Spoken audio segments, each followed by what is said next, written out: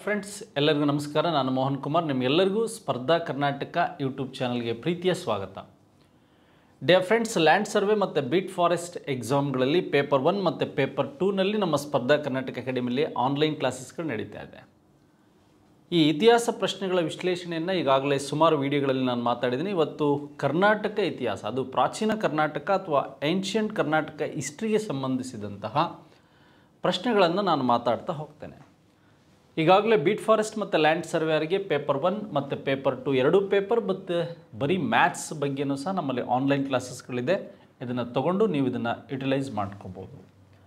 ಇದರ ಜೊತೆಗೆ ನಮ್ಮ ಸ್ಪರ್ಧಾ ಕರ್ನಾಟಕ ಅಕಾಡೆಮಿಯಲ್ಲಿ ಆಲ್ಮೋಸ್ಟ್ ನಿಮಗೆ ಈ ಒಂದು HSTR, GPSTR ಮತ್ತು PSI ಹಾಗೆ ಒಂದು ಟೋಟಲ್ ಪ್ಯಾಕೇಜ್ ವಿಷನ್ 2025 ಅಂತಕ್ಕಂತಹ ಒಂದು ಕ್ಲಾಸಸ್ ಸಿಗುತ್ತೆ ಆ್ಯಪಲ್ಲಿ. ನೀವು ಅದನ್ನು ಸಹ ನೀವು ಯುಟಿಲೈಸ್ ಮಾಡ್ಕೋಬೋದು, ಪರ್ಚೇಸ್ ಮಾಡ್ಬೋದು. ನೆಕ್ಸ್ಟ್ ಹಾಗಾದರೆ ಪ್ರಾಚೀನ ಕರ್ನಾಟಕ ಇತಿಹಾಸಕ್ಕೆ ಸಂಬಂಧಿಸಿದಂಥ ವಿಷಯಗಳೇನಿದೆ ಅದರಲ್ಲಿ ಈ ಒಂದು ಕಾನ್ಸೆಪ್ಟ್ಗಳನ್ನು ಹೇಗೆಲ್ಲ ಅಧ್ಯಯನ ಮಾಡ್ಬೋದು ಅಂತ ನೋಡಿ. ನಿಮಗೆ ಪ್ರಾಚೀನ ಕರ್ನಾಟಕ ಇತಿಹಾಸಕ್ಕೆ ಸಂಬಂಧಿಸಿದಂತೆ ಫಸ್ಟು ಶಾತವಾಹನರು ಬರ್ತಾರೆ, ನಂತರ ಕದಂಬರು ಬರ್ತಾರೆ, ನಂತರ ಗಂಗರು ಬರ್ತಾರೆ, ನೆಕ್ಸ್ಟು ಬಾದಾಮಿ ಚಾಲುಕ್ಯರು ಬರ್ತಾರೆ, ನಂತರ ರಾಷ್ಟ್ರಕೂಟರು ಬರ್ತಾರೆ, ನಂತರ ಕಲ್ಯಾಣಿ ಚಾಲುಕ್ಯರು ಬರ್ತಾರೆ, ನಂತರ ಕಲ್ಯಾಣಿ ಕಲಚೂರಿಗಳು ಬರ್ತಾರೆ, ನಂತರ ಬಂದಂಥವ್ರು ಯಾರು ಅಂದರೆ ಹೊಯ್ಸಳರು. ನೋಡಿ, ಈ 8 ಚಾಪ್ಟರ್ಗಳಿಗೆ ಸಂಬಂಧಿಸಿದಂಥ ಪ್ರಶ್ನೆಗಳು ಬೇರೆ ಬೇರೆ ವಿಧಾನದಲ್ಲಿ ಕೇಳ್ಬೋದು. ದಕ್ಷಿಣ ಭಾರತದ ಮೊದಲ ಸ್ವತಂತ್ರ ರಾಜವಂಶ ನಿಮಗೆ ಈ ಚೋಳ, ಚೇರ, ಪಾಂಡ್ಯ ಅಂತ ಏನಿದೆ, ಇವರೆಲ್ಲ ಈ ಸಂಗಮ್ ಡೈನೆಸ್ಟಿಯಲ್ಲಿ ಅಥವಾ ಈ ಸಂಗಮ್ ಸಾಹಿತ್ಯ ಅಂತ ಏನು ಬರುತ್ತೆ, ಈ ಅಗಸ್ತ್ಯರಿಂದ ಸ್ಟಾರ್ಟ್ ಆದಂಥ ಸಂಗಮ್ ಸಾಹಿತ್ಯವನ್ನು ಬೆಳೆಸಿದಂಥ ರಾಜಮನೆತನಗಳು ಯಾವುದು ಅಂದರೆ ಈ ಒಂದು ಚೋಳ, ಚೇರ, ಪಾಂಡ್ಯ ಅಂತ. ಆದರೆ ಕರ್ನಾಟಕವನ್ನು ಅಥವಾ ದಕ್ಷಿಣ ಭಾರತವನ್ನು ಆಳಿದಂತಹ ಮೌರ್ಯೋತ್ತರವಾಗಿ ಈ 235 BCEಯಿಂದ ಹಿಡಿದು ಹಾಗೆ 225 ಕಾಮನ್ ಇರಾ ಸಾಮಾನ್ಯ ಶಕದವರೆಗೆ ಆಳ್ವಿಕೆ ಮಾಡಿದಂಥ ಮನೆತನ ಯಾವುದು ಅಂದರೆ ಈ ಶಾತವಾಹನರು.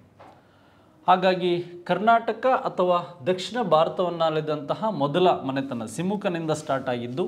ನಿಮಗೆ ನಾನ್ಘಾಟ್ ಶಾಸನ ಮತ್ತು ನಾಸಿಕ್ ಶಾಸನದ ಬಗ್ಗೆ, ಗೌತಮಿ ಪುತ್ರ ಶಾತಕರ್ಣಿಯ ಬಗ್ಗೆ ಮಾಹಿತಿ ಹೆಚ್ಚಾಗಿ ಸಿಗುತ್ತೆ. ಹಾಲ ಗಾತ ಸಪ್ತಸತಿ ಬರೆದಿದ್ರ ಬಗ್ಗೆ ನೋಡಿ. ಕರ್ನಾಟಕವನ್ನು ಆಳಿದಂತಹ ಮೊದಲ ಪ್ರಾಚೀನ ಮನೆತನ ಯಾವುದು ಅಂದರೆ ಈ ಒಂದು ಶಾತವಾಹನರು. ಹಾಗಾದರೆ ಕರ್ನಾಟಕವನ್ನು ಆಳಿದಂತಹ ಮೊದಲ ಒಂದು ಕನ್ನಡದ ಮನೆತನ ಯಾವುದು ಅಂದರೆ ಕದಂಬರು. ಹಾಗೆ ಕರ್ನಾಟಕವನ್ನು ಅತಿ ದೀರ್ಘಾವಧಿಯವರೆಗೆ ಆಳ್ವಿಕೆ ಮಾಡಿದಂಥವ್ರು ಯಾರು ಅಂದರೆ ಗಂಗರು. ಹಾಗೆ ಕರ್ನಾಟಕವನ್ನು ಪ್ರಥಮ ಬಾರಿಗೆ ಏಕ ಆಡಳಿತಕ್ಕೆ ಒಳಪಡಿಸಿದವರು ಮತ್ತು ಈ ಕರ್ನಾಟಕ ಬಲ ಅಂತಕ್ಕಂಥ ಸೇನೆಯನ್ನು ಕಟ್ಟಿದವರು ಯಾರು ಅಂದರೆ ಬಾದಾಮಿ ಚಾಲುಕ್ಯರು. ಕನ್ನಡದ ಕೀರ್ತಿಯನ್ನು ಉತ್ತರ ಭಾರತದ ಕನೂಜ್ವರೆಗೆ ಕೊಂಡೊಯ್ದಂಥವರು ರಾಷ್ಟ್ರಕೂಟರು.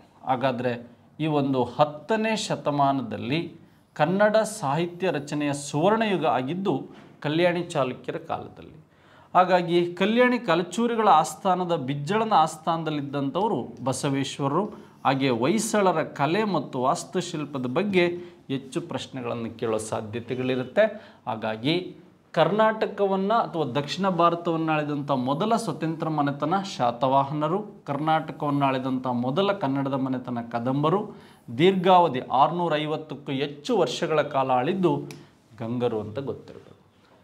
ಎಸ್, ಹಾಗಾದರೆ ನಮಗೆ ಈ ಚೇರ, ಚೋರ, ಪಾಂಡ್ಯರ ಕಾಲದಲ್ಲಿ ಸಂಗಮ್ ಲಿಟ್ರೇಚರ್, ಶಿಲಪ್ಪದಿಗಾರಂ ಮತ್ತು ನಿಮಗೆ ಮಣಿಮೇಕಲೆ ಇರ್ಬೋದು, ಅಗಸ್ತ್ಯ ಮುನಿಗಳಿರ್ಬೋದು, ಹಾಗೆ ತಿರುವಳ್ಳವರಿರ್ಬೋದು, ಇಳಂಗೋ ಅಡಿಗಲ್ ಬರೆದಿರ್ತಕ್ಕಂತಹ ಕೃತಿಗಳಿರ್ಬೋದು, ಇವೆಲ್ಲವೂ ಸಹ ನಿಮಗೆ ಗೊತ್ತಿರಬೇಕು. ಎಸ್, ಹಾಗಾದರೆ 2ನೇ ಪ್ರಶ್ನೆ ಮತ್ತು ಶಾತವಾಹನ ಡೈನೆಸ್ಟಿ ಬಗ್ಗೆ.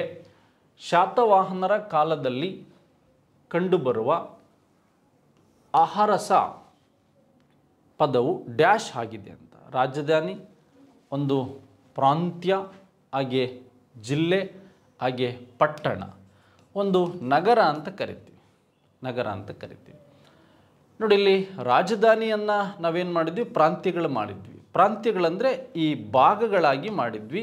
ಈ ಭಾಗಗಳಿಗೆ ಏನಂತ ಕರಿತಾ ಇದ್ವಿ ಅಂದರೆ ಅಹರಸ ಅಂತ ಕರಿತಾ ಇದ್ವಿ. ಏನಂತ ಕರಿತಾ ಇದ್ವಿ, ಪ್ರತ್ಯೇಕವಾಗಿ ಭಾಗಗಳನ್ನು, ಪ್ರಾಂತ್ಯಗಳನ್ನು ಅಹರಸ ಅಂತ ಕರಿತೀವಿ. ಹಾಗೆ ಈ ಪಟ್ಟಣಗಳ ಆಳ್ವಿಕೆಯನ್ನು ಈ ನಿಗಮ ಸಭಾ ಪಟ್ಟಣಗಳ ಆಳ್ವಿಕೆ ಏನಿತ್ತು, ನಿಗಮ ಸಭಾ ಏನಿತ್ತು ಅದು ಪಟ್ಟಣಗಳ ಆಳ್ವಿಕೆಗೆ ಸಂಬಂಧಿಸಿದಂತೆ ಕರಿತಾ ಇದ್ವಿ. ಇತ್ತೀಚೆಗೆ ಪ್ರಶ್ನೆಗಳು ಕೇಳಿದ್ದಾರೆ. ಅಂದರೆ ರಾಜ್ಯವನ್ನು ಪ್ರಾಂತ್ಯಗಳಾಗಿ ವಿಭಾಗಗಳಾಗಿ ನಾವು ಡಿವೈಡ್ ಮಾಡ್ಕೊಂಡಿದ್ವಿ ಅಥವಾ ಜಿಲ್ಲೆಗಳಾಗಿ ಡಿವೈಡ್ ಮಾಡ್ಕೊಂಡಿದ್ವಿ. ಹಾಗಾಗಿ ನಿಯರೆಸ್ಟ್ ನಾವು ಈ ಒಂದು ಅಹರಸ ಅಂತಕ್ಕಂಥದ್ದೇನಿದೆ ಇದನ್ನು ಪ್ರಾಂತ್ಯಗಳಾಗಿ ನಾವು ಡಿವೈಡ್ ಮಾಡಿಕೊಂಡು ಅಥವಾ ವಿಭಾಗಗಳಾಗಿ ಡಿವೈಡ್ ಮಾಡಿಕೊಂಡು ಶಾತವಾಹನರ ಕಾಲದಲ್ಲಿ ಆಳ್ವಿಕೆಯನ್ನು ಮಾಡ್ತಿದ್ವಿ ಅನ್ನೋದು ನಿಮಗೆ ಗೊತ್ತಿರಬೇಕು ಸ್ನೇಹಿತರೆ. ನೆಕ್ಸ್ಟ್ ಹಾಗಾದರೆ ಮೂರನೇ ಪ್ರಶ್ನೆ ಬಗ್ಗೆ ಮಾತಾಡೋಣ. ಶಾತವಾಹನರ ಕಾಲದಲ್ಲಿ ನಾನ್ಘಾಟ್ ಮತ್ತು ನಾಸಿಕ್ ಶಾಸನದ ಬಗ್ಗೆ ನಾವು ಮಾತಾಡಿದ್ವಿ.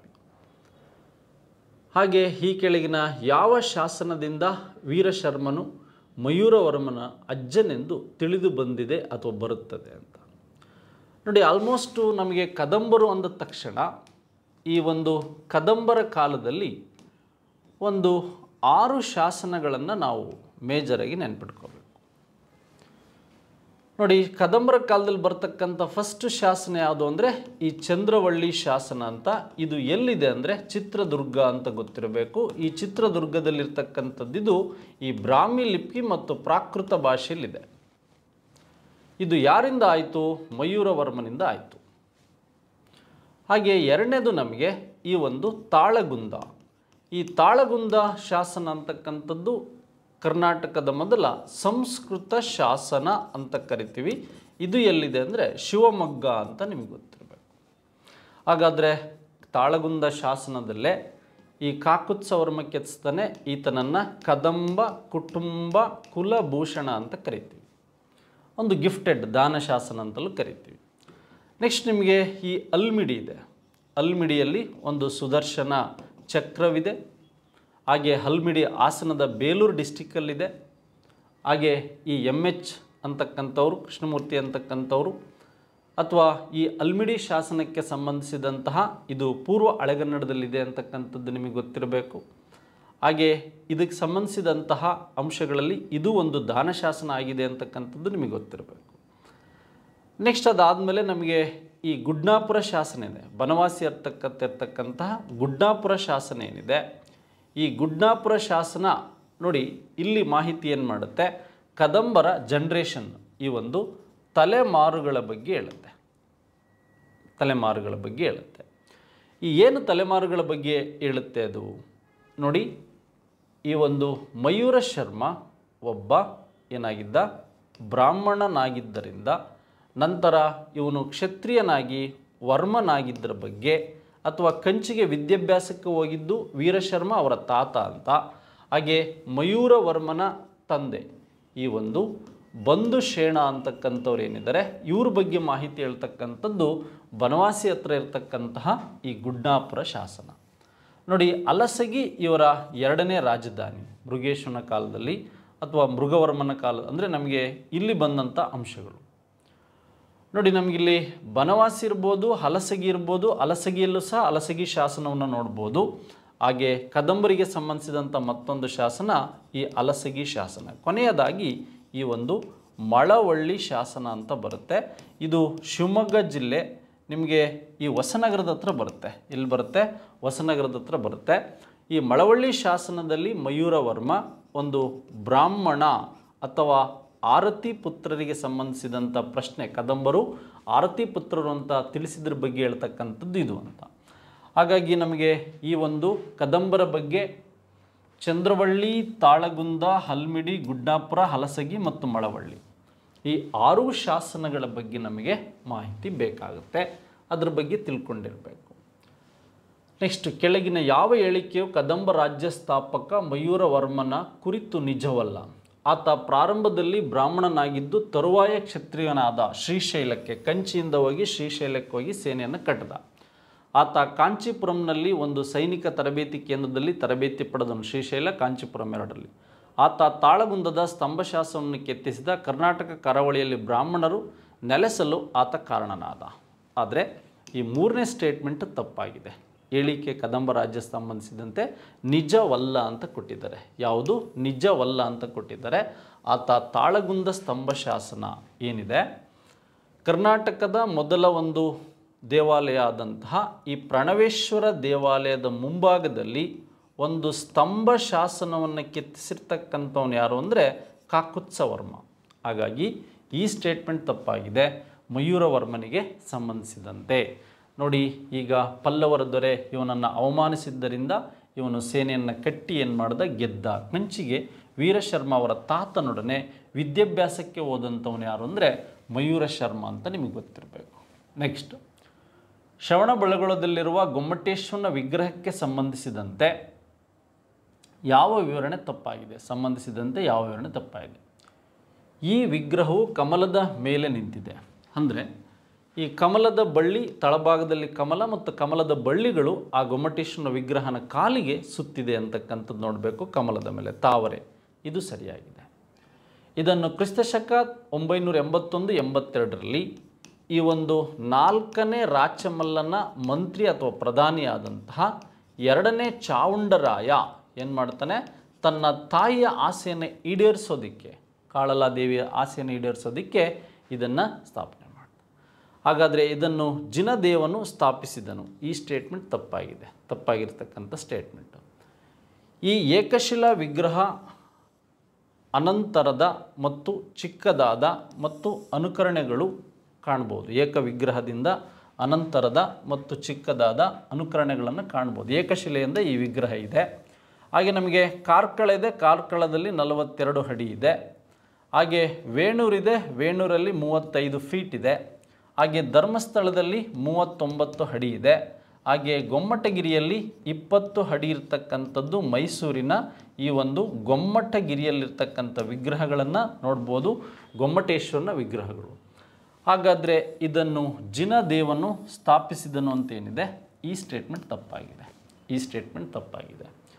ನೋಡಿ, ಶ್ರವಣಬೆಳಗೊಳದಲ್ಲಿರುವ ಗೊಮ್ಮಟೇಶ್ವರನ ವಿಗ್ರಹಕ್ಕೆ ಸಂಬಂಧಿಸಿದಂತೆ ಯಾವ ವಿವರಣೆ ತಪ್ಪಾಗಿದೆ ಅಂದರೆ 3rd ಸ್ಟೇಟ್ಮೆಂಟ್ ತಪ್ಪಾಗಿದೆ. ನೆಕ್ಸ್ಟ್, ಹಾಗಾದರೆ ಮುಂದಿನ ಪ್ರಶ್ನೆ ಹೀಗಿದೆ, ಕೆಳಗಿನ ಹೇಳಿಕೆಗಳಲ್ಲಿ ಯಾವುದು ತಪ್ಪು? ಶ್ರವಣಬೆಳಗೊಳದಲ್ಲಿರುವ ಗೊಮ್ಮಟೇಶ್ವರ ಮೂರ್ತಿಯು ಜೈನರ ಕೊನೆಯ ತೀರ್ಥಂಕರರನ್ನು ಪ್ರತಿನಿಧಿಸುತ್ತದೆ. ಭಾರತದ ಅತಿದೊಡ್ಡ ಬೌದ್ಧಾಲಯ ಅರುಣಾಚಲ ಪ್ರದೇಶದಲ್ಲಿದೆ. ಹಾಗೆಯೇ ಚಂಡೆಲ ರಾಜರ ಅವಧಿಯಲ್ಲಿ ಖಜುರಾಹೋ ದೇವಾಲಯ ನಿರ್ಮಾಣಗೊಂಡವು. ಹೊಯ್ಸಳೇಶ್ವರ ದೇವಾಲಯ ಶಿವನಿಗೆ ಅರ್ಪಿತವಾಗಿದೆ. ಹಾಗಾದರೆ ಇಲ್ಲಿ ತಪ್ಪಾಗಿರ್ತಕ್ಕಂಥ ಸ್ಟೇಟ್ಮೆಂಟು ಫಸ್ಟ್ ಒನ್ ಯಾವುದು? ಶ್ರವಣಬೆಳಗೊಳದ ಒಂದು ದಿಗಂಬರಕ್ಕೆ ಸಂಬಂಧಿಸಿರ್ತಕ್ಕಂಥದ್ದು, ಅದು ತೀರ್ಥಂಕರರ ಬಗ್ಗೆ ತಿಳಿಸೋದಿಲ್ಲ, ಪ್ರತಿನಿಧಿಗಳ ಬಗ್ಗೆ ತಿಳಿಸೋದಿಲ್ಲ ಅಂತಕ್ಕಂಥದ್ದು ಗೊತ್ತಿರಬೇಕು. ಭಾರತ ಅತಿದೊಡ್ಡ ಬೌದ್ಧಾಲಯ ಅರುಣಾಚಲ ಪ್ರದೇಶದಲ್ಲಿ ಮತ್ತು ಚಂಡೇಲರಿಗೆ ಸಂಬಂಧಿಸಿದಂತೆ ಖಜುರಾಹೋ, ಹಾಗೆ ಹೊಯ್ಸಳರ ದೇವಾಲಯಕ್ಕೆ ಸಂಬಂಧಿಸಿದಂತೆ ಅರ್ಪಿಸ್ಬೋದು. ಈ 6ನೇ ಪ್ರಶ್ನೆಗೆ ಫಸ್ಟ್ ಒನ್ ಏನಿದೆ ಆ ಸ್ಟೇಟ್ಮೆಂಟು ತಪ್ಪಾಗಿದೆ ಅಂತಕ್ಕಂಥದ್ದು ಗೊತ್ತಿರಬೇಕು. ಎಸ್, ಇದೇ ರೀತಿಯಾಗಿ ಕರ್ನಾಟಕ ಹಿಸ್ಟ್ರಿಯಲ್ಲಿ ಮತ್ತೆ ಪ್ರಶ್ನೆಗಳು ನಿಮಗೆ ಕೇಳ್ತಾ ಹೋಗ್ಬೋದು. ಎಸ್, ಹಾಗಾದರೆ ಈ ಕೆಳಗಿನ ಯಾವ ಬಾದಾಮಿ ಚಾಲುಕ್ಯರ ಕಾಲಕ್ಕೆ ಸೇರಿದ ಶಾಸನಗಳು ಅಂತ ಇದೆ.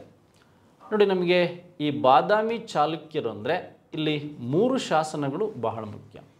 ಕಪ್ಪೆ ಅರಬಟ್ಟನ ಒಂದು ಬಾದಾಮಿ ಶಾಸನ ಏನಿದೆ, ಈ ಬಾದಾಮಿ ಶಾಸನ 1ನೇ ಇಮ್ಮಡಿ ಪುಲಿಕೇಶಿ ಅಂತಕ್ಕಂಥದ್ದು ಅನ್ನೋದಕ್ಕಿಂತ 1ನೇ ಪುಲಿಕೇಶಿಯ ಕಾಲದಲ್ಲಿ ಆಗುತ್ತೆ. ಎಸ್, ಹಾಗಾದರೆ 1ನೇ ಪುಲಿಕೇಶಿಯ ಕಾಲದಲ್ಲಿ ಬಾದಾಮಿ ಶಾಸನ ಕಪ್ಪೆ ಅರಬಟ್ಟನ ಕನ್ನಡದ ಮೊದಲ ತ್ರಿಪದಿ ಶಾಸನ ಅಂತ ಕರಿತೀವಿ. ನೆಕ್ಸ್ಟು ಮಂಗಳೇಶನ ಕಾಲದಲ್ಲಿ ಈ ಒಂದು ಮಹಾಕೂಟ ಸ್ತಂಭ ಶಾಸನ ಅಂತ ಆಗುತ್ತೆ. ಅದ್ರ ಬಗ್ಗೆ ನಿಮಗೆ ಗೊತ್ತಿರಬೇಕು. ಅದಾದಮೇಲೆ 3ನೇದು ನಮಗೆ ಈ ಒಂದು ಐಹೊಳೆ ಶಾಸನ ಏನಿದೆ, ಈ ರವಿಕೀರ್ತಿಯ ಕಾಲದಲ್ಲಿ ಐಹೊಳೆ ಶಾಸನ ಆಗುತ್ತೆ. ಹಾಗಾದರೆ ಇಲ್ಲಿ ಯಾವ ಶಾಸನ ಸೇರಿದೆ ಕಾಲಕ್ಕೆ ಅಂತ ಕೊಡ್ತಾ ಹೋಗಿದ್ದಾರೆ. ಈಗ ಒಂದು ಆಪ್ಷನ್ಸ್ ಎಲ್ಲಿದೆ ಅಂತಕ್ಕಂಥದ್ದು ನೋಡೋಣ. ಒಂದು ಆಪ್ಷನ್ಸ್ ಇಲ್ಲೂ ಇದೆ, ಒಂದು ಆಪ್ಷನ್ಸ್ ಇಲ್ಲೂ ಇದೆ. ನೋಡಿ, ಬಾದಾಮಿ ಬಂಡೆ ಶಾಸನ ಇವ್ರ ಕಾಲದಲ್ಲಿ ಆಗಿದ್ದು. ಹಾಗೆ ನಮಗೆ ಹೈದರಾಬಾದಿನ ತಾಮ್ರಪಟ ಶಾಸನ ಏನಿದೆ ಇವ್ರ ಬಗ್ಗೆನೇ ಹೇಳುತ್ತೆ. ಇವೆರಡೂ ಸ್ಟೇಟ್ಮೆಂಟ್ ರೈಟ್ ಆಗಿದೆ. ಯಾರ ಬಗ್ಗೆ? ಬಾದಾಮಿ ಚಾಲುಕ್ಯರ ಬಗ್ಗೆ, ಪೂರ್ವ ಮತ್ತು ಪಶ್ಚಿಮ ಚಾಲುಕ್ಯರಿಗೆ ಸಂಬಂಧಿಸಿದಂತೆ. ಹಾಗಾದರೆ ಸಂಜನಾ ತಾಮ್ರಪಟ ಶಾಸನ ಏನಿದೆ, ಸಾಲೊಟಗಿ ಶಾಸನ, ಇದು ನಿಮಗೆ ಬರ್ತಕ್ಕಂಥದ್ದು ಬಿಜಾಪುರದಲ್ಲಿ ಬರುತ್ತೆ. ಇದು ಉತ್ತರ ಕನ್ನಡದಲ್ಲಿ ಬರುತ್ತೆ. ಸಂಜನಾ ತಾಮ್ರಪಟ ಶಾಸನ. ಇವೆರಡೂ ಸಹ ಯಾರ ಬಗ್ಗೆ ಹೇಳುತ್ತೆ ಅಂದರೆ ಈ ರಾಷ್ಟ್ರಕೂಟ, ಯಾರ ಬಗ್ಗೆ? ರಾಷ್ಟ್ರಕೂಟ ಡೈನೆಸ್ಟಿ ಬಗ್ಗೆ ಹೇಳುತ್ತೆ. ರಾಷ್ಟ್ರಕೂಟ ಡೈನೆಸ್ಟಿ ಬಗ್ಗೆ ಹೇಳೋದನ್ನು ನಾವಿಲ್ಲಿ ಗಮನಿಸ್ಬೋದು. ಎಸ್, ಹಾಗಾದರೆ ಈ 7ನೇ ಪ್ರಶ್ನೆಗೆ ಈ ನಾಲ್ಕನೇ ಉತ್ತರ ಏನಿದೆ ಇದು ಸರಿಯಾಗಿದೆ ಅಂತಕ್ಕಂಥದ್ದು ನಿಮಗೆ ಗೊತ್ತಿರಬೇಕು. ಸಂಜನಾ ತಾಮ್ರಪಟ್ಟ ಶಾಸನ ಹಾಗೂ ಸಾಲಟಗಿ ಶಾಸನಗಳ ಬಗ್ಗೆ ಗೊತ್ತಿರಬೇಕು. ಸಾಲಟಗಿ ಬಿಜಾಪುರದಲ್ಲಿ ಬರುತ್ತೆ. ಹಾಗೆ ಇದು ಒಂದು ಅಗ್ರಹಾರಕ್ಕೆ ಸಂಬಂಧಿಸಿದಂಥ ಪ್ರಶ್ನೆಗಳು ಸಹ ನಿಮಗೆ ಇಲ್ಲಿ ಕೇಳ್ತಾ ಹೋಗ್ಬೋದು. ಇದ್ರ ಬಗ್ಗೆನೂ ಸಹ ನಿಮಗೆ ಹೆಚ್ಚಿನ ಮಾಹಿತಿ ಇರಲಿ ಅಂತಕ್ಕಂಥದ್ದು ನಾನು ನಿಮಗೆ ತಿಳಿಸ್ತಕ್ಕಂತಹ ಒಂದು ವಿಷಯ ಅಂತಕ್ಕಂಥದ್ದು ನಿಮಗೆ ಗೊತ್ತಿರಲಿ. ಎಸ್, ಹಾಗಾದರೆ ಈ ಒಂದು ಕಾನ್ಸೆಪ್ಟ್ಗಳ ಮೇಲೆ ಮತ್ತೆ ಬೇರೆ ಬೇರೆ ವಿಧಾನದಲ್ಲಿ ಪ್ರಶ್ನೆಗಳನ್ನು ನಮಗೆ ಏನೆಲ್ಲ ಕೇಳ್ಬೋದು ಅಥವಾ ಯಾವ ರೀತಿಯಾಗಿ ಈ ಪ್ರಶ್ನೆಗಳು ಬರ್ಬೋದು ಮತ್ತು ಇವುಗಳಿಗೆ ಸಂಬಂಧಿಸಿದಂಥ ಅಂಶಗಳನ್ನು ನೋಡಿ. ಎಸ್, ಈಗ ಸಂಜನಾ ತಾಮ್ರಪಟ್ಟ ಶಾಸನ ಮತ್ತು ಸಾಲಟಗಿ ಶಾಸನಗಳ ಬಗ್ಗೆ ನಾವು ನೋಡ್ತಾ ಬಂದ್ವಿ. ನೆಕ್ಸ್ಟ್ ಹಾಗಾದರೆ ಮುಂದಿನ ಪ್ರಶ್ನೆ ನೋಡೋಣ. ಕೆಳಗಿನ ಯಾವ ದೇವಾಲಯಗಳು ಐಹೊಳೆಯಲ್ಲಿವೆ? ನೋಡಿ, ನಮಗೆ ಬಾದಾಮಿ ಚಾಲುಕ್ಯರಲ್ಲಿ ಮೇಜರಾಗಿ ಪ್ರಶ್ನೆ ಕೇಳೋದು ಈ ಒಂದು ಪಟ್ಟದ ಕಲ್ಲು. ನೋಡಿ, ಪಟ್ಟದ ಕಲ್ಲಿನಲ್ಲಿರ್ತಕ್ಕಂಥ ದೇವಾಲಯ, ಹಾಗೆ ನಮಗೆ ಐಹೊಳೆಯಲ್ಲಿ ಇರ್ತಕ್ಕಂಥ ದೇವಾಲಯ, ಹಾಗೆ ಬಾದಾಮಿಯಲ್ಲಿರ್ತಕ್ಕಂಥ ದೇವಾಲಯ. ಪಟ್ಟದ ಕಲ್ಲು ಯುನೆಸ್ಕೋ, ಈ ಒಂದು ಯುನೆಸ್ಕೋಗೆ ಸೇರ್ಪಡೆಯಾಗಿದೆ. ಹಾಗೆ ಈ ಒಂದು ಹೃದಯ್ ಪ್ರೋಗ್ರಾಮಿಗೆ ಸೇರ್ಪಡೆ ಆಗಿರ್ತಕ್ಕಂಥದ್ದು ಐತಿಹಾಸಿಕ ಸ್ಥಳಗಳಿಗೆ ಬಾದಾಮಿ. ಹಾಗಾದರೆ ನಮಗೆ ಪಟ್ಟದ ಕಲ್ಲಲ್ಲಿರ್ತಕ್ಕಂಥ ದೇವಾಲಯಗಳು ಮೇಜರಾಗಿ ನಮಗೆ ಬರ್ಬೋದಾದಂಥದ್ದು ಒಂದು ವಿರೂಪಾಕ್ಷ, ಮಲ್ಲಿಕಾರ್ಜುನ ಮತ್ತು ಈ ಒಂದು ವಿಜಯ ಸಂಕೇಶ್ವರ, ಪಾಪನಾಥ, ಹಾಗೆ ಗಳಗನಾಥ, ಹಾಗೆ ಕಾಶಿನಾಥ ದೇವಾಲಯಗಳೇನಿದೆ ಪಟ್ಟದ ಕಲ್ಲಲ್ಲಿದೆ. ಹಾಗಾದ್ರಲ್ಲಿ ಈ ಒಂದು ವಿಜಯ ಸಂಕೇಶ್ವರ, ಮುಕ್ತೇಶ್ವರ ಅಂತಕ್ಕಂಥದ್ದು ಪಟ್ಟದ ಕಲ್ಲಲ್ಲಿರ್ತಕ್ಕಂಥ ದೇವಾಲಯಗಳ ಬಗ್ಗೆ ನಾವು ನೋಡ್ಬೋದು. ಹಾಗಾದರೆ ಐಹೊಳೆಯಲ್ಲಿರ್ತಕ್ಕಂಥ ದೇವಾಲಯಗಳಲ್ಲಿ ಫಸ್ಟು ಈ ಒಂದು ಜಿನ ದೇವಾಲಯ, ಮೇಗುತ್ತಿ ದೇವಾಲಯ ಒಂದು ಜಿನ ದೇವಾಲಯ. ಈ ಒಂದು ಕೀರ್ತಿ ಅಂದರೆ ಇಲ್ಲಿ ಐಹೊಳೆ ಶಾಸನವನ್ನು ಕೆತ್ತಿದ್ರ ಬಗ್ಗೆ ನಿಮಗೆ ಗೊತ್ತಿರಬೇಕು. ನೋಡಿ, ರವಿಕೀರ್ತಿ, ಐಹೊಳೆ ಶಾಸನ, ಮೇಗುತ್ತಿ ಆದಮೇಲೆ ಉಚ್ಚಮಲ್ಲಿ ದೇವಾಲಯ, ಮಾಲಗಿತ್ತಿ ದೇವಾಲಯ, ಹಾಗೆ ನಿಮಗೆ ದುರ್ಗಾ ದೇವಾಲಯ ಇವು ಬರ್ತಕ್ಕಂಥದ್ದು. ಮತ್ತು ಇಂಪಾರ್ಟೆಂಟಾಗಿ ಈ ಲಡ್ಕಾನ್ ದೇವಾಲಯ ಬರ್ತಕ್ಕಂಥದ್ದು ಐಹೊಳೆಯಲ್ಲಿ. ಬಾದಾಮಿಯಲ್ಲಿ 4 ಗುಹೆಗಳಿದೆ. ಬನವೇಶ್ವರ ಅಂದರೆ ನಿಮಗೆ ಬನಶಂಕರಿ ಟೆಂಪಲನ್ನು ನಾವಿಲ್ಲಿ ನೋಡ್ತಾ ಹೋಗ್ಬೋದು. ಇದ್ರ ಬಗ್ಗೆ ಮಾಹಿತಿ ಬೇಕಾಗುತ್ತೆ. ಹಾಗಾದರೆ ಮೇಗುತ್ತಿ ಜಿನ ದೇವಾಲಯ, ನಿಮ್ಮ ರವಿಕೀರ್ತಿ ಐಹೊಳೆ ಶಾಸನ ಇರ್ತಕ್ಕಂಥದ್ದು ಮತ್ತು ದುರ್ಗಾ ದೇವಾಲಯ ಬರ್ತಕ್ಕಂಥದ್ದು ಇಲ್ಲಿ. ಹಾಗಾಗಿ 1 ಮತ್ತು 4 ಈ ಆಪ್ಷನ್ಸ್ಗಳು ಕರೆಕ್ಟಾಗಿದೆ. 1 ಮತ್ತು 4 ಈ ಆಪ್ಷನ್ಸ್ ಕರೆಕ್ಟಾಗಿದೆ. ಇದ್ರ ಬಗ್ಗೆ ನಿಮಗೆ ಮಾಹಿತಿ ಇರಲಿ. ಎಸ್, ಹಾಗಾದರೆ ಈ ಕಾನ್ಸೆಪ್ಟ್ ಆದಮೇಲೆ ನಾವು ಮತ್ತು 8ನೇ ಪ್ರಶ್ನೆಗೆ ಉತ್ತರ ಗೊತ್ತಾಯಿತು. ಕವಿರಾಜ ಮಾರ್ಗ ಮೊಟ್ಟ ಮೊದಲ ಕನ್ನಡ ಪದ್ಯ ಹಾಗೂ ವ್ಯಾಕರಣ ಸಾಹಿತ್ಯವಾಗಿದ್ದು ಇದು ಕೆಳಗಿನ ಯಾವ ಅರಸನಿಂದ ರಚಿಸಲ್ಪಟ್ಟಿದೆ? ನೋಡಿ, ಕೆಲವು ಬುಕ್ಸ್ಗಳಲ್ಲಿ ಕವಿರಾಜ ಮಾರ್ಗ ಅಮೋಘ ವರ್ಷನ ರಚನೆ ಮಾಡ್ದ ಅಂತ ಕೆಲವರು ಹೇಳ್ತಾರೆ. ಆದರೆ ಇವನ ಆಸ್ಥಾನದಲ್ಲಿದ್ದಂತಹ ಒಬ್ಬ ಶ್ರೀ ವಿಜಯ ಇದನ್ನು ರಚನೆ ಮಾಡ್ದ ಅಂತ ಹೇಳ್ತಾರೆ. ಹಾಗಾಗಿ ಕನ್ನಡದ ಮೊದಲ ಒಂದು ಪದ್ಯ ಕೃತಿ ಇರ್ಬೋದು, ಹಾಗೆ ಈ ಒಂದು ಉಪಲಬ್ಧ ಕೃತಿ ಇರ್ಬೋದು, ಹಾಗೆ ಕನ್ನಡದ ಒಂದು ಲಾಕ್ಷಣಿಕ ಕೃತಿ ಇರ್ಬೋದು. ಯಾವುದು ಅಂದರೆ ಕವಿರಾಜ ಮಾರ್ಗ. ಬಟ್ ಕನ್ನಡದ ಪ್ರಾಚೀನ ವ್ಯಾಕರಣ ಗ್ರಂಥ ಅಂದರೆ ಕೇಶಿರಾಜನ ಶಬ್ದಮಣಿ ದರ್ಪಣ. ಕನ್ನಡದ ಮೊದಲ ಕಾವ್ಯ, ಪ್ರಾಚೀನ ಕಾವ್ಯ ಅಂದರೆ ನಿಮಗೆ ಪಂಪನಿಗೆ ಸಂಬಂಧಿಸಿದಂತೆ ಬರುತ್ತೆ. ಆದರೆ ಅಮೋಘ ವರ್ಷ ನೃಪತುಂಗ ಕವಿರಾಜ ಮಾರ್ಗಕ್ಕೆ ಸಂಬಂಧಿಸಿದಂತೆ ನೋಡೋದಾದರೆ ಕನ್ನಡದ ಮೊದಲ ಪದ್ಯಕೃತಿ, ಉಪಲಬ್ಧ ಕೃತಿ, ಲಾಕ್ಷಣಿಕ ಕೃತಿ. ಈ ರಾಷ್ಟ್ರಕೂಟರಲ್ಲಾದಂತಹ ಮತ್ತೊಂದು ಕನ್ನಡದ ಒಂದು ಮೊದಲ ಗದ್ಯ ಕೃತಿ ಅಂದರೆ ಶಿವಕೋಟ್ಯಾಚಾರ್ಯನ ಒಡ್ಡರಾಧನೆ ಅಂತಕ್ಕಂಥದ್ದೇನಿದೆ ಅದು ಗದ್ಯ ಕೃತಿ, ಇದು ಪದ್ಯಕೃತಿ. ಹಾಗಾಗಿ ರಾಷ್ಟ್ರಕೂಟರ ಕಾಲದಲ್ಲಿ ಈ ಒಂದು ಚಂಪು ಸಾಹಿತ್ಯ ಅಂತ ಬರುತ್ತೆ. ಯಾವ್ದು ಬರುತ್ತೆ? ಚಂಪು ಸಾಹಿತ್ಯ ಅಂತ ಬರುತ್ತೆ. ಅದ್ರ ಬಗ್ಗೆ ನಿಮಗೆ ಮಾಹಿತಿ ಇರಲಿ. ಎಸ್, ಈ 9ನೇ ಪ್ರಶ್ನೆಗೆ ಉತ್ತರ ಗೊತ್ತಾದ ಮೇಲೆ ಮುಂದಿನ ಪ್ರಶ್ನೆಯ ಒಂದು ಕ್ಯಾಪಿಟಲ್ ಸಿಟಿಗಳನ್ನು ನೋಡ್ತಾ ಹೋಗೋಣ. ಈ ಕೆಳಕಂಡ ರಾಜವಂಶಗಳ ರಾಜಧಾನಿಗಳನ್ನು ಅನುಕ್ರಮವಾಗಿ ಜೋಡಿಸಿ ಮತ್ತು ಅಂತಕ್ಕಂಥದ್ದಿದೆ. ರಾಷ್ಟ್ರಕೂಟರ ರಾಜಧಾನಿ ಕಲಬುರ್ಗಿ ಎಲ್ಲಿದೆ? ಮಾನ್ಯಕೇಟ. ಹಾಗೆ ಹೊಯ್ಸಳರ ರಾಜಧಾನಿ ಹಾಸನ, ದ್ವಾರಸಮುದ್ರ, ಬೇಲೂರು, ಹಳೆಬೀಡಲ್ಲಿದೆ. ಹಾಗೆ ಗುಪ್ತರ ರಾಜಧಾನಿ ಪಾಟಲಿಪುತ್ರ ಬಿಹಾರದಲ್ಲಿದೆ. ಕುಶಾನರ ರಾಜಧಾನಿ ಪುರುಷಪುರ ಪಾಕಿಸ್ತಾನದಲ್ಲಿದೆ ಅಂತಕ್ಕಂಥದ್ದು ನಿಮಗೆ ಗೊತ್ತಿರಬೇಕು. ಪೇಶಾವರ ಅಥವಾ ಪಾಕಿಸ್ತಾನ. ಈ ಪ್ರಶ್ನೆಗೆ ಈ ಒಂದು ಉತ್ತರ ಸರಿಯಾಗಿದೆ. ನೋಡಿ, ಈ ರೀತಿಯಾದಂಥ ಪ್ರಶ್ನೆಗಳನ್ನು ಸಹ ನಮಗೆ ಕೇಳೋ ಸಾಧ್ಯತೆಗಳು ಹೆಚ್ಚಾಗಿರುತ್ತೆ, ಅದು ನಿಮ್ಮ ಗಮನದಲ್ಲಿರಲಿ. ನೆಕ್ಸ್ಟ್ ಇದಾದಮೇಲೆ 11ನೇದು ನೋಡಿ, ಇಲ್ಲಿ ಬೀದರ್, ಹಂಪಿ, ಶ್ರೀರಂಗಪಟ್ಟಣ ಮತ್ತು ಬಿಜಾಪುರ, ವಿರೂಪಾಕ್ಷ ದೇವಾಲಯ, ನವರಸಪುರ ಮತ್ತು ದರಿಯಾ ದೌಲತ್ ಬಾಣ್ ಬೇಸಿಗೆ ಅರಮನೆ ಟಿಪ್ಪುದು, ಹಾಗೆ ಕಾಸಿಂ ಬಾರೆದ್ದಿ ಅಂತಕ್ಕಂಥದ್ದಿದೆ. ನೋಡಿ, ಇಲ್ಲಿ ಯಾವ್ಯಾವ ಪ್ಲೇಸ್ಗಳಲ್ಲಿ ಯಾವ್ಯಾವುದಿದೆ ಅಂತಕ್ಕಂಥದ್ದು ನಾವು ಸಿಂಪಲ್ಲಾಗಿ ಇದನ್ನು ಕಂಡುಹಿಡಿಬೇಕಾಗುತ್ತೆ ಅಂತಕ್ಕಂಥದ್ದು. ನೋಡಿ, ಇಲ್ಲಿ ಹಂಪಿಯಲ್ಲಿ ವಿರೂಪಾಕ್ಷ ದೇವಾಲಯ ಇದೆ. ಹಾಗೆ ನಮಗೆ ಶ್ರೀರಂಗಪಟ್ಟಣ ದರಿಯಾ ದೌಲತ್ ಇದೆ. ನೋಡಿ, ಇಲ್ಲಿ 3ಗೆ 3 ಇಲ್ಲಿದೆ. ಹಾಗಾದರೆ ಈ ಒಂದು 2ಗೆ 1 ಎಲ್ಲಿದೆ ಅಂದರೆ ಇಲ್ಲಿದೆ, ವಿರೂಪಾಕ್ಷ ದೇವಾಲಯ. ಹಾಗೆ ಬೀದರಲ್ಲಿ ಇರ್ತಕ್ಕಂಥದ್ದು ಈ ಕಾಸಿಂ ಬಾರಿದ್ ಅಂತಕ್ಕಂಥದ್ದು. ಹಾಗೆ ನಮಗೆ ಈ ಒಂದು ಬಿಜಾಪುರದಲ್ಲಿ ಇರ್ತಕ್ಕಂಥದ್ದು ನವರಸಪುರ ಅಂತಕ್ಕಂಥದ್ದು, ವಿಜಯಪುರದಲ್ಲಿರ್ತಕ್ಕಂಥದ್ದು ನವರಸಪುರ ಅಂತಕ್ಕಂಥದ್ದು ನೋಡ್ಬೋದು. ಇಲ್ಲಿ ಹಂಪಿ 1ಕ್ಕೆ ಸಂಬಂಧಿಸಿದಂತೆ ನೋಡ್ಬೋದು. ಹಾಗೆ ನಮಗೆ 3 ಇಲ್ಲಿ 3 ಈ ಥರ ನೀವು ಒಂದು ಶಾರ್ಟ್ಕಟ್ಟಾಗಿ ದರಿಯಾ ದೌಲತ್ ಟಿಪ್ಪು ಸುಲ್ತಾನ ಜಾಮಿ ಮಸೀದಿ ಮತ್ತು ದರಿಯಾ ದೌಲತ್ ಶ್ರೀರಂಗಪಟ್ಟಣದಲ್ಲಿರೋದ್ರಿಂದ ನಿಮಗೆ ಇದ್ರ ಬಗ್ಗೆ ಐಡಿಯಾ ಇರಬೇಕು. ಎಸ್, ಹಾಗಾದರೆ ನಮಗೆ ಈ ಪ್ರಶ್ನೆಗೆ ಉತ್ತರ ಗೊತ್ತಾಯಿತು ಸ್ನೇಹಿತರೆ. ಹಾಗೆ ವಿಕ್ರಮಾಂಕ್ ಅಂದರೆ ವಿಕ್ರಮೋಭ್ಯುದಯಂ ಅಂತಕ್ಕಂಥದ್ದು, ವಿಕ್ರಮೋಭ್ಯುದಯಂ ಕರ್ತೃ ಯಾರು ಅಂತ, ವಿಕ್ರಮಾಂಕೋಭ್ಯುದಯಂ ಅಂತಕ್ಕಂಥ ಕೃತಿಯ ಕರ್ತೃ ಯಾರು ಅಂತ ಕೇಳಿದರೆ, ನೋಡಿ ಇಲ್ಲಿ ಬಿಲ್ಲಣ ಅಂತಕ್ಕಂಥವನು ಈ ಕಲ್ಯಾಣಿ ಚಾಲುಕ್ಯರ ಒಂದು 6ನೇ ವಿಕ್ರಮಾದಿತ್ಯನ ಆಸ್ಥಾನದಲ್ಲಿದ್ದ. ಇವನು ವಿಕ್ರಮಾಂಕ ದೇವಚರಿತೆಯನ್ನು ಬರೀತಾನೆ. ಯಾರು? ಬಿಲ್ಲಣ, ಕಲ್ಲಣನ ತಮ್ಮ. ಕಲ್ಲಣ ಬರೆದಂಥದ್ದು ಭಾರತದ ಮೊದಲ ಐತಿಹಾಸಿಕ ಕೃತಿ ಯಾವುದು ಅಂದರೆ ರಾಜತರಂಗಿಣಿ. ಆದರೆ 3ನೇ ಸೋಮೇಶ್ವರ ಬರೆದಂತಹ ಕೃತಿ ಯಾವುದು ಅಂದರೆ ವಿಕ್ರಮಾಂಕೋಭ್ಯುದಯಂ ಅಂತಕ್ಕಂಥದ್ದು.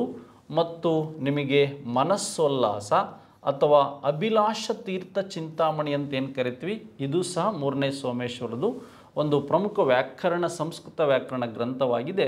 ಮನಸ್ಸೋಲ್ಲಾಸ ಮತ್ತು ಅಭಿಲಾಷ ತೀರ್ಥ ಚಿಂತಾಮಣಿ. ಕೇಶಿರಾಜನ ಈ ಒಂದು ಶಬ್ದಮಣಿ ದರ್ಪಣ್ ಏನಿದೆ, ಈ ಶಬ್ದಮಣಿ ದರ್ಪಣ್ ಅಂತಕ್ಕಂಥದ್ದೇನಿದೆ, ಈ ಶಬ್ದಮಣಿ ದರ್ಪಣ್ ಅಂತಕ್ಕಂತಹ ಕೃತಿ ಪ್ರಾಚೀನ ಕನ್ನಡದ ವ್ಯಾಕರಣ ಕೃತಿಯಾಗಿದೆ ಅಂತ ಗೊತ್ತಿರಬೇಕು. ಶಬ್ದಮಣಿ ದರ್ಪಣ್ ಅಂತಕ್ಕಂಥದ್ದು ನಿಮಗೆ ಗೊತ್ತಿರಲಿ. ಎಸ್, ಹಾಗಾದರೆ ಈ 12ನೇ ಪ್ರಶ್ನೆಗೆ ಥರ್ಡ್ ಒನ್ ಆನ್ಸರ್ ಅಂತ ಗೊತ್ತಾಯಿತು. ನೆಕ್ಸ್ಟ್ ಹಾಗಾದರೆ ಪಟ್ಟಿಯಲ್ಲಿ ಕೊಟ್ಟಿರ್ತಕ್ಕಂಥ ಸ್ಥಳಗಳನ್ನು ಗುರುತಿಸಿ ಅಂತ ಕೊಟ್ಟಿದ್ದಾರೆ. ಕೋಡುಂಗಲ್ಲೂರು ಅಂತಕ್ಕಂಥದ್ದು ಕೇರಳ. ನಾಗಪಟ್ಟಣಂ ಗೊತ್ತಿದೆ, ಒಂದು ವ್ಯವಹಾರ ಕೈಗಾರಿಕೆ ಕೇಂದ್ರ. ನಾಗಾರ್ಜುನಕೊಂಡ ಶಾತವಾಹನರ ಕಾಲದಲ್ಲಿ ಆಂಧ್ರ ಪ್ರದೇಶ. ಸೋಮನಾಥಪುರ ಈಗ ವರ್ಲ್ಡ್ ಹೆರಿಟೇಜ್ ಸೈಟ್ ಆಗಿರ್ತಕ್ಕಂಥದ್ದು ಮೈಸೂರು ಡಿಸ್ಟಿಕ್ಕಲ್ಲಿರ್ತಕ್ಕಂಥದ್ದು, ಕರ್ನಾಟಕದಲ್ಲಿರ್ತಕ್ಕಂಥದ್ದು ನಿಮಗೆ ಗೊತ್ತಿರಬೇಕು. ಹಾಗಾಗಿ ನಮಗೆ 1, 2, 3, 4 ಇಷ್ಟು ಆಪ್ಷನ್ಸ್ಗಳು ಕರೆಕ್ಟಾಗಿದೆ ಸ್ನೇಹಿತರೆ. ಎಸ್, ಹಾಗಾದರೆ ಇತ್ತೀಚೆಗೆ ಮತ್ತೊಂದು ಪ್ರಶ್ನೆ. ಕರ್ನಾಟಕದ ಸುಪ್ರಸಿದ್ಧ ಅಗ್ರಹಾರಗಳು, ಈ ಬ್ರಾಹ್ಮಣರ ಶಿಕ್ಷಣ ಕೇಂದ್ರಗಳೇನು ಕಲಿಸ್ತಾ ಇರ್ತಾರೆ ಅವಕ್ಕೆ ಅಗ್ರಹಾರಗಳು ಅಂತ ಕರಿತೀವಿ. ಈ ಒಂದು ನಾಗವಿ ಅಂತಕ್ಕಂಥದ್ದು ಆಲ್ಮೋಸ್ಟ್ ರಾಷ್ಟ್ರಕೂಟರ ಅಗ್ರಹಾರಗಳನ್ನು ಇಲ್ಲಿ ಕೇಳಿದ್ದಾರೆ. ನಾಗವಿ ಅಂತಕ್ಕಂಥದ್ದು ಈ ಒಂದು ಕಲಬುರ್ಗಿಯಲ್ಲೇನಿದೆ, ಈ ಕಲಬುರ್ಗಿಯ ಅಥವಾ ಗುಲ್ಬರ್ಗ ಕಲಬುರ್ಗಿ ಏನಿದೆ, ಈ ಕಲಬುರ್ಗಿಯಲ್ಲಿರ್ತಕ್ಕಂಥ ನಾಗವಿ ಇರ್ಬೋದು. ಹಾಗೆ ಈ ಲಕ್ಕುಂಡಿ ಅಂತಕ್ಕಂಥದ್ದು ಏನು ಬರುತ್ತೆ, ಈ ಗದಗದ ಲಕ್ಕುಂಡಿ ಇರ್ಬೋದು. ಸಾಲೊಟಗಿ ಅಂತಕ್ಕಂಥದ್ದು ಬಿಜಾಪುರದಲ್ಲಿ ಬರ್ತಕ್ಕಂಥದ್ದು, ವಿಜಯಪುರದಲ್ಲಿ ಬರ್ತಕ್ಕಂಥದ್ದು. ಹಾಗೆ ಹರಿಹರಪುರ ಅಂತಕ್ಕಂಥದ್ದು ಏನಿದೆ ಚಿಕ್ಕಮಗಳೂರಲ್ಲಿ ಇರ್ತಕ್ಕಂಥದ್ದು. ಹಾಗೆ ಈ ಕಳಸ ಅಂತಕ್ಕಂಥದ್ದು ಇರ್ಬೋದು. ಹಾಗೆ ಮಾನ್ಯಕೇಟ ಅಂತಕ್ಕಂಥವು ಇರ್ಬೋದು. ಇವೆಲ್ಲ ಕರ್ನಾಟಕದ ಪ್ರಮುಖ ಒಂದು ಅಗ್ರಹಾರಗಳು.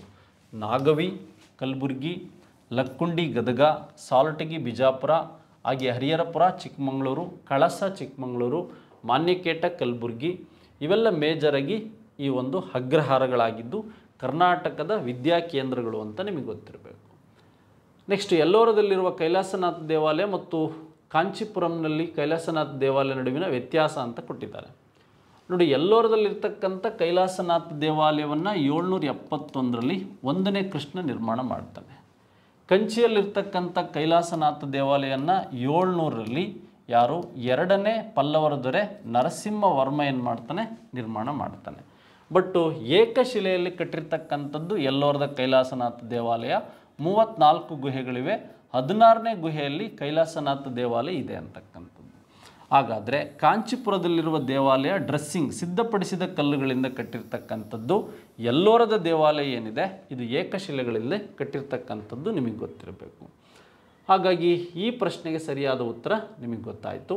ಎಸ್, ಇದೇ ಥರ ಕರ್ನಾಟಕ ಹಿಸ್ಟ್ರಿಯಲ್ಲಿ ಇನ್ನೂ ಹೆಚ್ಚಿನ ವಿಷಯಗಳನ್ನು ನೀವು ಓದ್ಕೊಳ್ತಾ ಹೋದರೆ ಅದ್ರ ಮೇಲೆ ಪ್ರಶ್ನೆಗಳು ಬರೋ ಸಾಧ್ಯತೆ ಇರುತ್ತೆ. ಇದನ್ನು ಓದ್ಕೊಳ್ಳಿ ಅಂತ ಹೇಳ್ತಾ, ಇತರರಿಗೆ ಶೇರ್ ಮಾಡಿ ಅಂತ ಹೇಳ್ತಾ ಈ ವಿಡಿಯೋ ಮುಗಿಸ್ತಾ ಇದ್ದೀನಿ. Thank you very much. One and all.